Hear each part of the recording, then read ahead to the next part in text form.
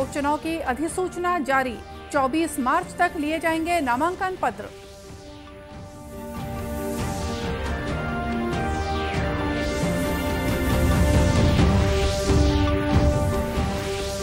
भाजपा में उम्मीदवार चयन पर मंथन। चुनाव समिति ने 3 दावेदारों के नाम दिल्ली भेजे।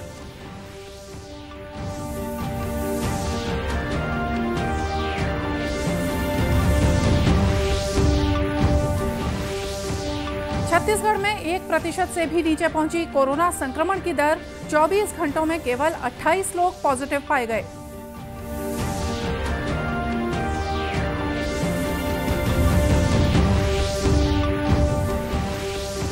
और प्रदेश भर में आज शाम जलाई जाएगी होली।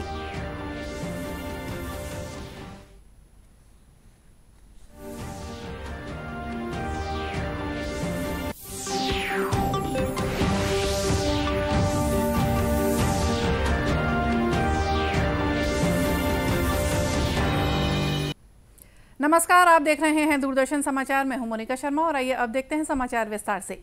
छत्तीसगढ़ में खैरागढ़ विधानसभा उपचुनाव की अधिसूचना आज जारी हो गई है। इसी के साथ प्रत्याशियों के नामांकन का सिलसिला भी शुरू हो गया है। निर्वाचन आयोग ने राजनांदगांव जिला पंचायत कार्यालय से नामांकन फॉर्म का वितरण शुरू किया है। खैरागढ़ उपचुनाव के पीठासीन अधिकारी लोकेश चंद्राकर ने बताया कि अभी तक कोई नामांकन फॉर्म जमा नहीं हुआ है। नामांकन की ये प्रक्रिया 24 मार्च तक चलेगी। अभी तक किसी का नाम निर्देशन हमको प्राप्त नहीं हुआ है। आज से चालू हो गया है और 11 से 3 बजे तक नाम निर्देशन लिया जाएगा। ये 24 तारीख तक हम नाम निर्देशन पत्र लेंगे और उसके बाद 25 तारीख को हम स्क्रूटनी करेंगे और उसके बाद 28 तारीख तक लोग अपना नाम विड्रॉ कर सकते हैं। बाकी सारा दस्तावेज यहाँ पे उपलब्ध है और इवन जो कैंडिडेट है उसको 10,000 रुपये जो डिपॉजिट करना होता है उसके लिए भी हमने यहाँ पे फॉर्म वगैरह रखा है, उनको रिसीट दिया जाएगा।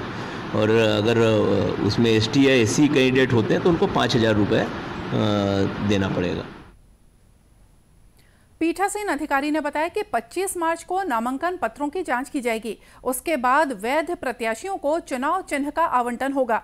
खैरागढ़ विधानसभा उपचुनाव के लिए 12 अप्रैल को मतदान होगा। वहीं 16 अप्रैल को मतगणना के बाद परिणामों की घोषणा कर दी जाएगी।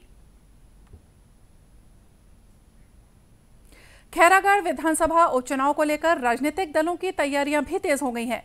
कल रात भाजपा प्रदेश चुनाव समिति की बैठक में प्रत्याशी का नाम तय करने पर मंथन हुआ। समिति ने पर्यवेक्षक समिति की ओर से बनाई गई 10 दावेदारों की सूची का परीक्षण किया। एक दावेदार की सामाजिक राजनीतिक पृष्ठभूमि पर बात हुई। इस पर जोर सामाजिक समीकरणों और जीत की संभावना पर ही था। अंत में 3 नामों का एक पैनल बनाया गया। पार्टी इन्हीं 3 नामों को केंद्रीय चुनाव समिति को भेजेगी। भाजपा की केंद्रीय चुनाव समिति इन पर विचार करने के बाद खैरागढ़ उपचुनाव के लिए पार्टी उम्मीदवार की घोषणा करेगी। बताया जा रहा है कि उम्मीदवार की घोषणा अब होली के बाद ही होगी। पार्टी के प्रदेश मुख्यालय कुशाभाऊ ठाकरे परिसर में हुई इस बैठक में भाजपा की राष्ट्रीय महासचिव और प्रदेश प्रभारी डी पुरंदेश्वरी वीडियो कॉन्फ्रेंसिंग के जरिए शामिल हुई थी। छत्तीसगढ़ में कोरोना संक्रमण की दर अब 0.20% तक पहुंच गई है। बीते 24 घंटों में केवल 28 नए लोगों में कोरोना संक्रमण की पुष्टि हुई है। इस बीच 14,067 नमूनों की कोरोना जांच की गई है। प्रदेश के 16 जिलों में कोरोना का कोई भी नया मामला सामने नहीं आया है। वहीं दंतेवाड़ा और सुकमा जिलों में अब कोई एक्टिव मरीज भी नहीं बचा है। इस बीच राष्ट्रीय स्तर पर कोरोना संक्रमण की दर 0.42% बताई जा रही है। देश भर में कल 2,539 लोगों में कोरोना संक्रमण की पुष्टि हुई है। इधर कोरोना से बचाव के लिए टीकाकरण अभियान भी जारी है। देश भर में अब तक 180 करोड़ से ज्यादा टीके लगाए जा चुके हैं। कल से 12 से 14 वर्ष आयु वर्ग के बच्चों का टीकाकरण भी शुरू हो चुका है। पहले दिन छत्तीसगढ़ में 1,618 बच्चों को कोरोना का टीका लगाया गया। छत्तीसगढ़ में होली का उल्लास शुरू हो गया है। कोरोना संक्रमण की वजह से 2 साल तक फीके रहे इस त्योहार की पुरानी रंगत फिर से लौट आई है। बाजार गुलजार हैं और गली मोहल्लों में भी ढोलक की थाप पर फाग गीत गाए और सुने जा रहे हैं।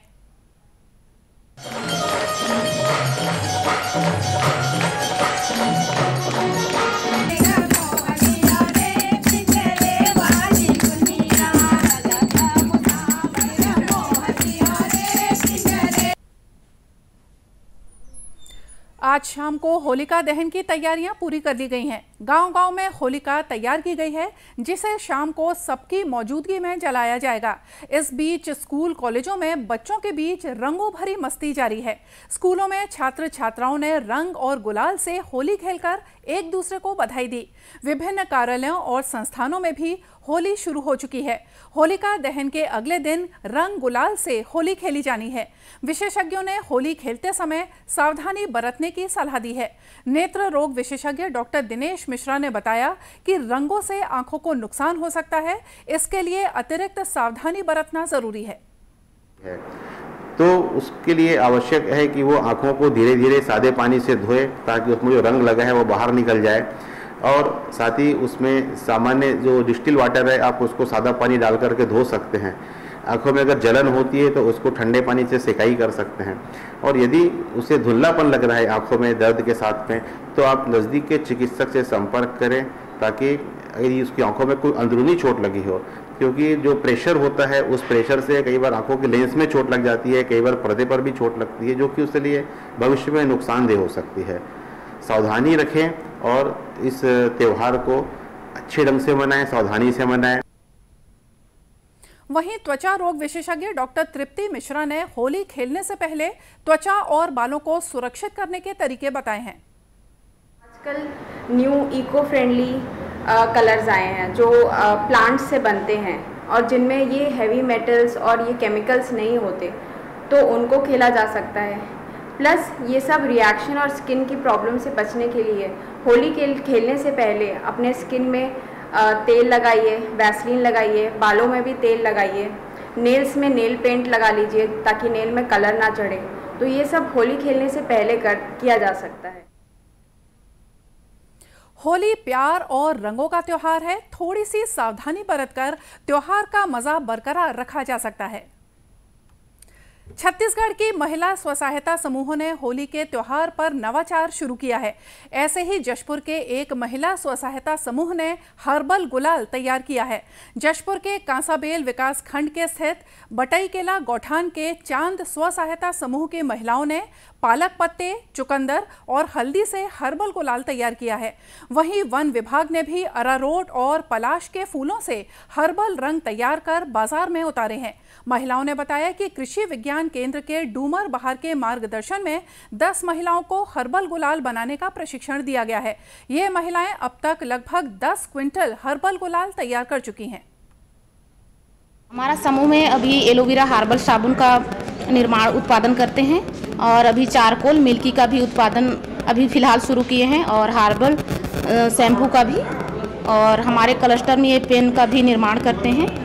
तो इस हर्बल गुलाल में हम लोग जैसे खाने के चीज़ में चुकंदर को देखा जाए, नीम के पत्ते से, सिंदूर के बीज से और हमारे घर में उगाए हल्दी से बना रहे हैं। तो आइए देखिए, हम लोग का हर्बल गुलाल है। तो इसमें देख सकते हैं आप, इसको हम हमारे घर वाले हल्दी से ही बनाए हुए हैं।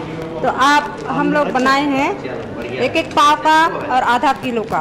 तो देखिए, 1 पाव में हम लोग 40 रुपये लेते हैं और आधा किलो में 80 रुपये। गुलाल बनाने का ट्रेनिंग हमको कृषि विज्ञान केंद्र डूमर बहार से सपोर्ट मिला है। हम वहीं जाके 5 दिवसीय प्रशिक्षण लिए और वहां से हम लोग पिछले साल से गुलाल बना रहे हैं, जो कि हमें 50,000 फायदा हो गया है आज के डेट तक। महिलाओं ने बताया कि गुलाल बनाने में किसी प्रकार के केमिकल का उपयोग नहीं करती हैं, केवल हरी साग सब्जियों का ही उपयोग कर रही हैं, जिससे त्वचा को कोई नुकसान भी नहीं होता है। हर्बल गुलाल बनाकर ये महिलाएं होली को सुरक्षित बनाने के साथ ही अपना भविष्य संवारने के लिए कदम बढ़ा चुकी हैं। नक्सल उन्मूलन अभियान में जुटे सशस्त्र सीमा बल ने ग्रामीणों को रोजगार से जोड़ने की बड़ी कवायद शुरू कर दी है। एसएसबी ने कामधेनु विश्वविद्यालय से मिलकर नक्सल प्रभावित क्षेत्रों में युवाओं को कड़कनाथ मुर्गी पालन का प्रशिक्षण दिया है। दुर्ग के अंजोरा स्थित पशु चिकित्सा महाविद्यालय में आयोजित 10 दिवसीय प्रशिक्षण शिविर के समापन के बाद प्रशिक्षुओं को प्रमाण पत्र भी दिए गए। एसएसबी के उप महानिरीक्षक सुधीर कुमार ने बताया कि इस प्रशिक्षण का मकसद नक्सल प्रभावित क्षेत्र के युवाओं को स्वरोजगार से जोड़ना था। कामधेनु विश्वविद्यालय के कुलपति डॉक्टर NP दक्षिणकर ने बताया कि इस 10 दिवसीय प्रशिक्षण में प्रशिक्षणार्थियों को कड़कनाथ और दूसरे मुर्गी पालन की सभी व्यवहारिक विधाओं से परिचित कराया गया।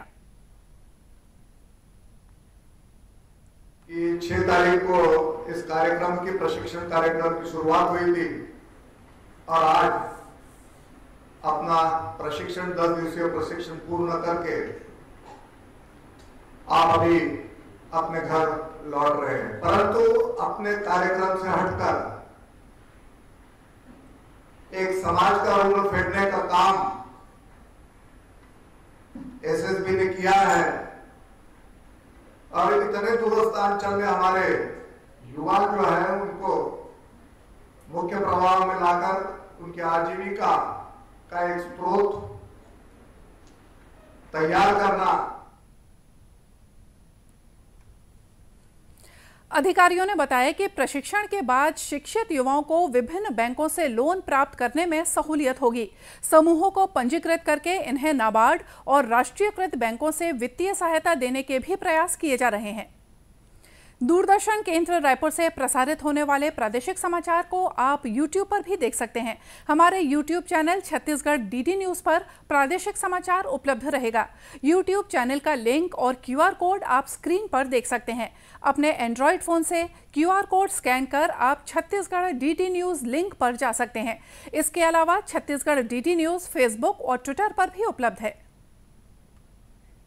और आइए देखते हैं अंत में मुख्य समाचार एक बार फिर से। खैरागढ़ विधानसभा उपचुनाव की अधिसूचना जारी, 24 मार्च तक लिए जाएंगे नामांकन पत्र।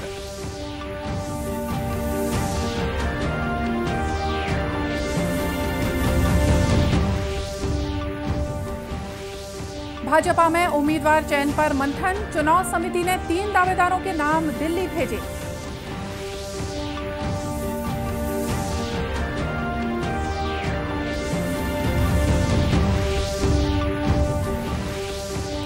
छत्तीसगढ़ में 1% से भी नीचे पहुंची कोरोना संक्रमण की दर, 24 घंटों में केवल 28 लोग पॉजिटिव पाए गए।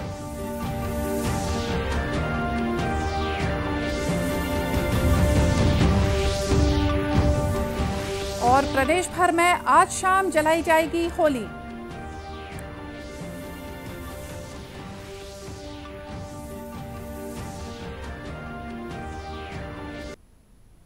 और इसी के साथ ये समाचार बुलेटिन यहीं समाप्त हुआ। नमस्कार।